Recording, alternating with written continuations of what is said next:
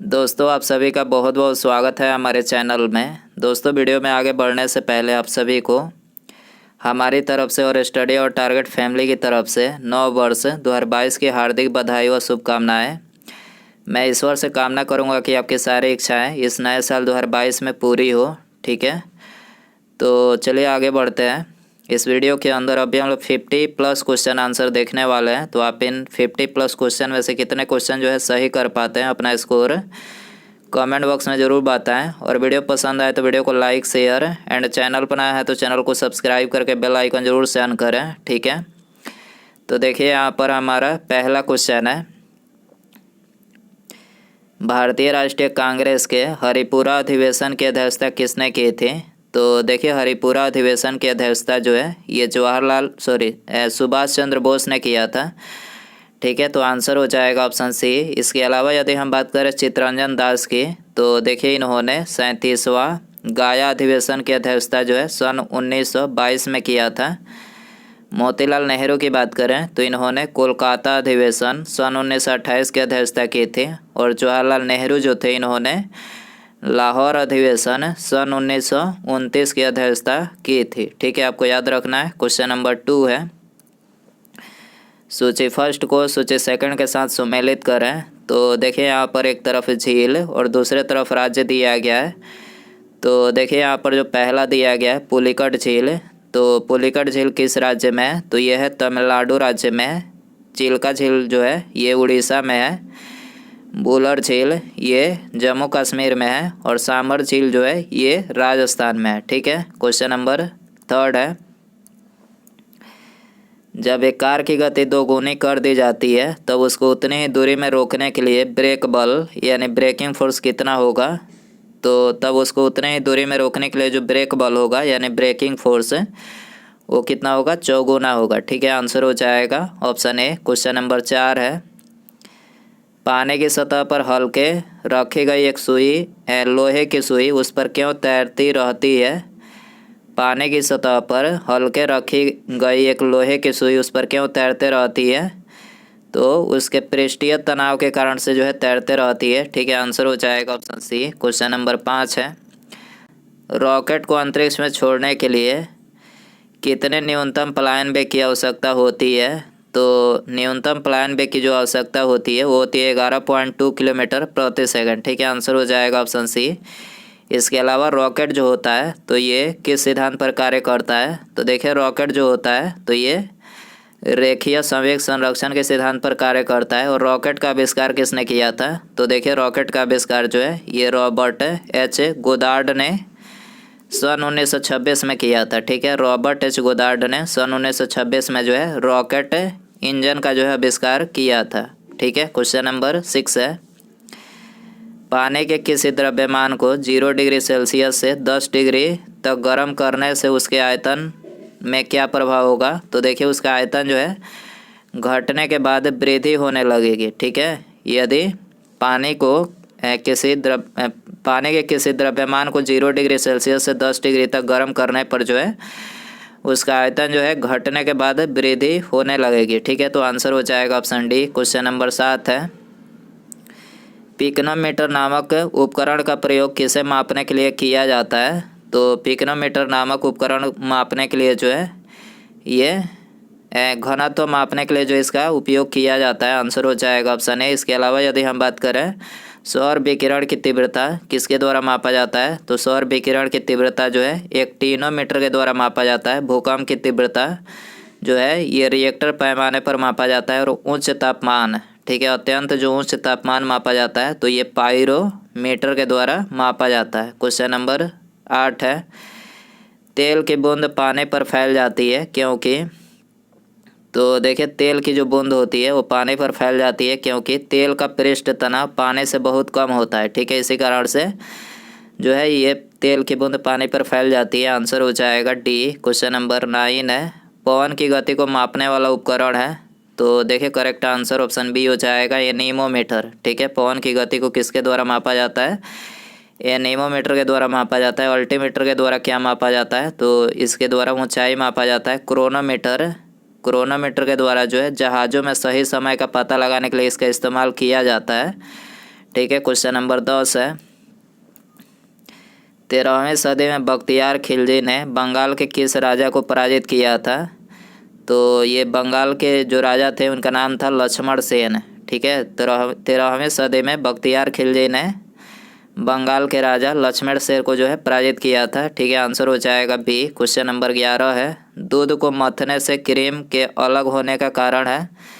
दूध को मथने से क्रीम के अलग होने का कारण है, तो देखिए इसका अलग होने का जो कारण है वो है अपकेंद्रीय बल। ठीक है, आंसर हो जाएगा बी। क्वेश्चन नंबर 12 है, कपड़े धोने के मशीन किस सिद्धांत पर कार्य करती है? तो देखिए कपड़े धोने की जो मशीन होती है तो ये अपकेंद्रीकरण के सिद्धांत पर कार्य करती है। आंसर हो जाएगा डी।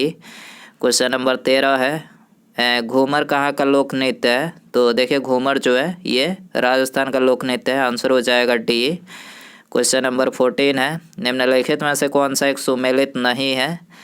तो यहाँ पर चौथा जो ये सुमेलित नहीं है, बाकी तीनों सुमेलित है। शेरपा नेपाल की जनजाति है, थारू उत्तराखंड की जनजाति है, टोडा की बात करें तो ये दक्षिण भारत की जनजाति है। ठीक है। क्वेश्चन नंबर 15 है, पश्चिमी राजस्थान की मिट्टी में किसकी मात्रा अधिक है? पश्चिमी राजस्थान की मिट्टी में किसकी मात्रा अधिक है? तो इसमें जो है ये कैल्शियम की मात्रा अधिक है। आंसर हो जाएगा बी। क्वेश्चन नंबर 16 है, संसार का आर्द्रतम स्थान है? तो देखिए संसार का जो आर्द्रतम स्थान है वो है मासिनराम। ठीक है, आंसर हो जाएगा बी। क्वेश्चन नंबर 17 है, बेतार संचार पृथ्वी की सतह को निम्नांकित द्वारा परिवर्तित किया जाता है? बेतार संचार पृथ्वी की सतह को निम्नांकित द्वारा परिवर्तित किया जाता है, तो ये आयन मंडल के द्वारा जो है परिवर्तित किया जाता है। करेक्ट आंसर सी हो जाएगा। निम्नलिखित में से कौन सा बांध नर्मदा नदी पर नहीं है?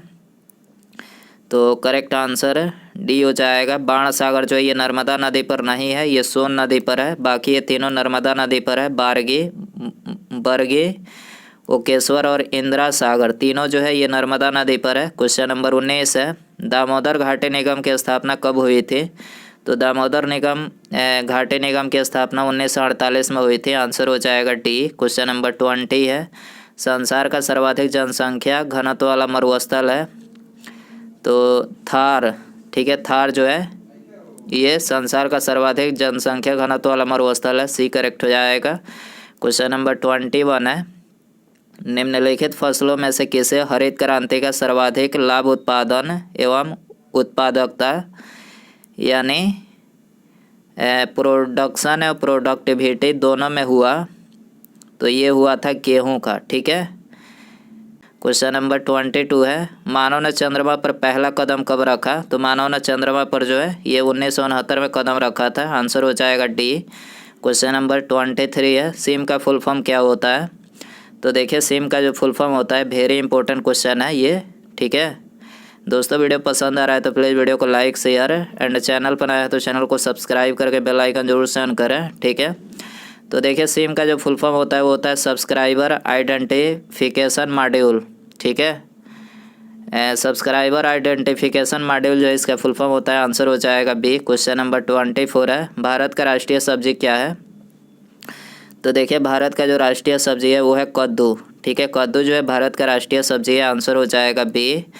ब्रिक्स विकास बैंक का मुख्यालय कहाँ स्थित है? तो इसका मुख्यालय जो है शंघाई चाइना में स्थित है। आंसर हो जाएगा बी। क्वेश्चन नंबर 26 है, ब्रेक लगने पर वाहन को रोकने वाले बल को क्या कहते हैं? ब्रेक लगने पर वाहन को रोकने वाले बल को क्या कहते हैं?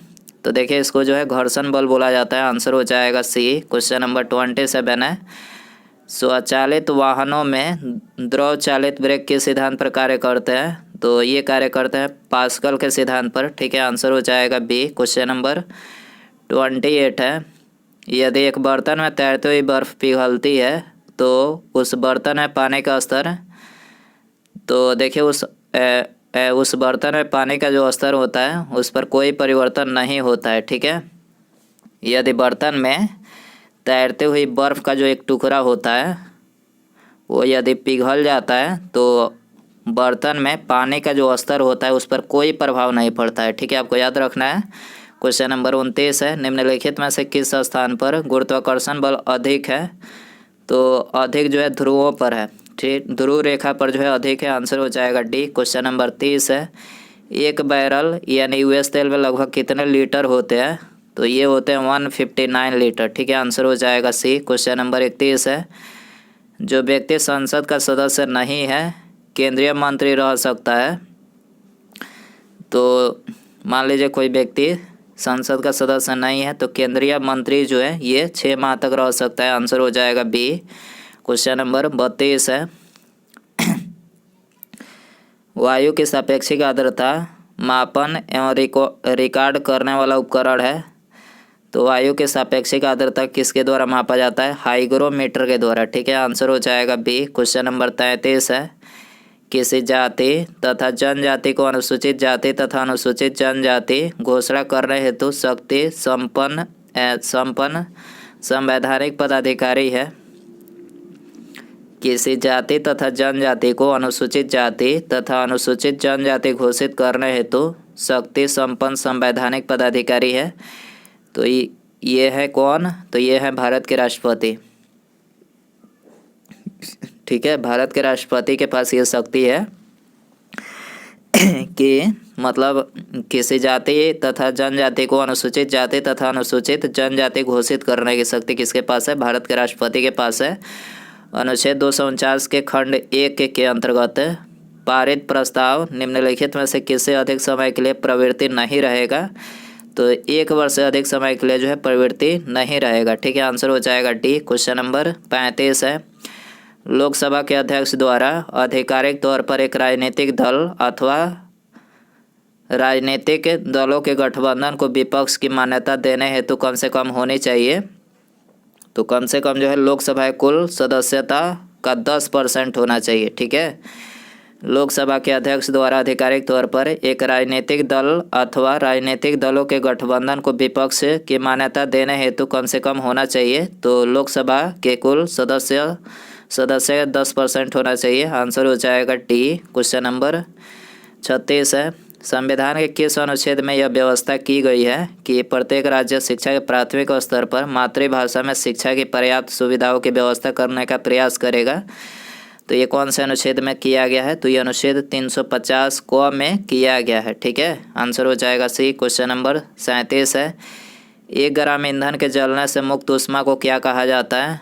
तो उसको बोला जाता है ऊष्मीयमान, ठीक है, 1 ग्राम ईंधन के जलने से मुक्त ऊष्मा को क्या कहा जाता है? ऊष्मीयमान, आंसर हो जाएगा डी। क्वेश्चन नंबर 38 है, निम्नलिखित में से कौन ऊर्ध्वपातज पदार्थ है? कौन सा ऊर्ध्वपातज पदार्थ है?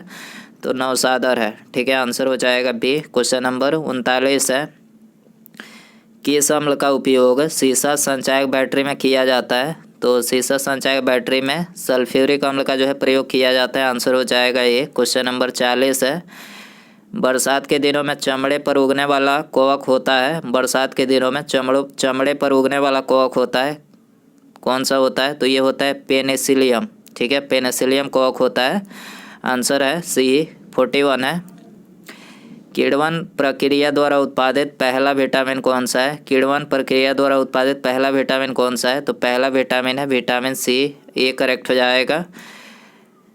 जेली बनने हेतु निम्नलिखित में से कौन सा फल सर्वाधिक उपयुक्त है? जेली बनाने हेतु कौन सा फल सर्वाधिक उपयुक्त है? तो यह है अमरूद, ठीक है, आंसर हो जाएगा सी। 43 है, रासायनिक रूप से सूखी बर्फ है।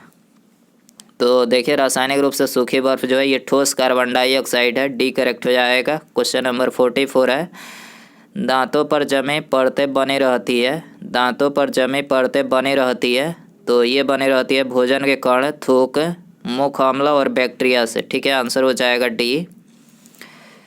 स्वर्णकारों द्वारा प्रयोग में आने वाला एक्वारेजिया निम्नलिखित को मिलाकर बनाया जाता है। तो एक्वारेजिया जो बनाया जाता है तो ये नाइट्रिक अम्ल तथा हाइड्रोक्लोरिक अम्ल को मिलाकर बनाया जाता है, ठीक है, आंसर है बी। क्वेश्चन नंबर 46 है, विद्युत उपकरणों में अर्थ का उपयोग होता है। तो ये सुरक्षा के लिए होता है, ठीक है, विद्युत उपकरणों में अर्थ का उपयोग होता है तो ये सुरक्षा के लिए होता है, आंसर हो जाएगा सी। क्वेश्चन नंबर 47 है, रॉकेट किस सिद्धांत पर कार्य करता है?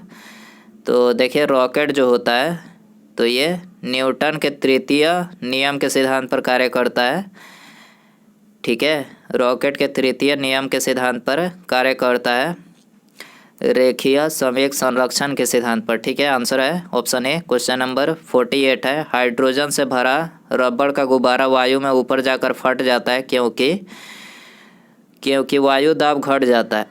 ठीक है, वायु दाब घट जाने के कारण से हाइड्रोजन से भरा रबड़ का गुब्बारा जो है वायु में ऊपर जाकर फट जाता है। ठीक है, तो आंसर है ऑप्शन डी। क्वेश्चन नंबर 49 है, किस राज्य को पहले नेफा के रूप में जाना जाता था? तो नेफा के रूप में जो है अरुणाचल प्रदेश को जाना जाता था। आंसर हो जाएगा सी। क्वेश्चन नंबर 50 है, लुफ्तहांसा किस देश की विमान सेवा है? लुफ्तहांसा किस देश की विमान सेवा है? तो ये है जर्मनी की। आंसर है बी। क्वेश्चन नंबर 51 है, रेफ्रिजरेटर में शीतलन किस प्रकार होता है? रेफ्रिजरेटर में शीतलन किस प्रकार होता है? तो ये वाष्पशील द्रव के वाष्पन द्वारा होता है। ठीक है, वाष्पशील द्रव के वाष्पन द्वारा होता है। आंसर हो जाएगा सी। क्वेश्चन नंबर 52 है, किसकी मृत्यु के बाद शहीद दिवस मनाया जाता है? किसकी मृत्यु के बाद शहीद दिवस मनाया जाता है? ये आपके लिए होमवर्क क्वेश्चन रहेगा। ठीक है, ऑप्शन है आपके पास जवाहरलाल नेहरू, महात्मा गांधी, लाल बहादुर शास्त्री या फिर इंदिरा गांधी। सही आंसर जो है आप कमेंट बॉक्स में जरूर बताएं, और वीडियो पसंद आए तो वीडियो को लाइक शेयर एंड चैनल पर नया है तो चैनल को सब्सक्राइब करके बेल आइकन जरूर सेंड करें। ठीक है, और अपना स्कोर भी कमेंट में बताएं। ठीक है, मिलते हैं अगले वीडियो में। नमस्कार, जय हिंद, जय भारत।